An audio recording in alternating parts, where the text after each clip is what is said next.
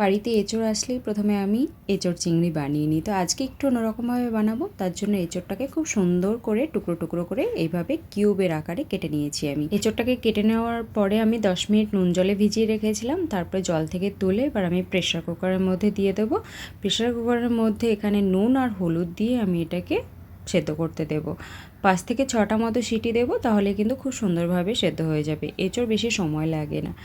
এবার জলটা ঝরিয়ে নিয়ে ঠান্ডা করতে দিয়েছি। এবার আমি মশলাটা বানিয়ে নেব। 1 বাটি দইয়ের মধ্যে আমি এখানে দিয়ে দিয়েছি ধনে গুঁড়ো, কাশ্মীরি রেড চিলি আর হচ্ছে হলুদ। কাশ্মীরি রেড চিলিটা শুধুমাত্র কালারের জন্যই দেওয়া, আর কোনো কাজ নেই। এখানে আমি এবার এঁচোড়টাকে ডিপ ফ্রাই করে নেব খুব সুন্দর করে। বেশি তেল দিইনি, অল্প একটু তেল দিয়েছি, তাতে করেই সুন্দর করে ফ্রাই হয়ে যাবে। একদম যাতে গোল্ডেন গোল্ডেন হয়ে যায়, দেখবে এইভাবে ফ্রাই করে নেব। যে তেলটা আছে সেই তেলে রান্না হয়ে যাবে। তো আমি এখানে দিয়ে দিলাম কিছু গোটা গরম মশলা, আর এখানে একটা বড় সাইজের পেঁয়াজ কেটে রেখেছিলাম সেটাকে দিয়ে দিলাম। ঝালের জন্য 2টো কাঁচা লঙ্কা দিয়েছি। পেঁয়াজটা ফ্রাই হয়ে গেলে তারপরে এখানে আমি বেটে রাখা মশলাটা দিয়ে দিলাম। দিয়েছি এখানে আদা, রসুন আর জিরের বাটা। এবার মশলাটাকে খুব ভালো করে কষিয়ে নেব। তারপরে টমেটো দেবো। টমেটোর ওপরে আমি পরিমাণ মতো নুন দিয়ে দিলাম, তাতে করে টমেটোটা খুব সুন্দরভাবে গলে যাবে। এবার সব মশলাটা খুব ভালোভাবে মিশিয়ে নিয়ে 2 থেকে 3 মিনিট আরও কুক করে নেব।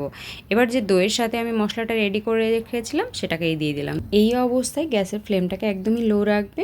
এবার আমি ফ্রাই করে রাখা এঁচোড়গুলোকে সব দিয়ে দেব। দিয়ে খুব ভালোভাবে মশলার সাথে এঁচোড়টাকে মিশিয়ে নেব। আর এখানে আমি 1/2 কাপ মতো জল দিয়েছিলাম। এবার গ্যাসের ফ্লেমটাকে হাই করে দিয়ে 5 থেকে 7 মিনিট কুক করে নেব। এই অবস্থায় অল্প একটু কাসুরি মেথি অ্যাড করে দেব, তাতে করে শাহি কাঁঠাল মশলার টেস্টটা কিন্তু অনেকটাই বেড়ে যাবে। তো ঘরে থাকলে অবশ্যই দিও।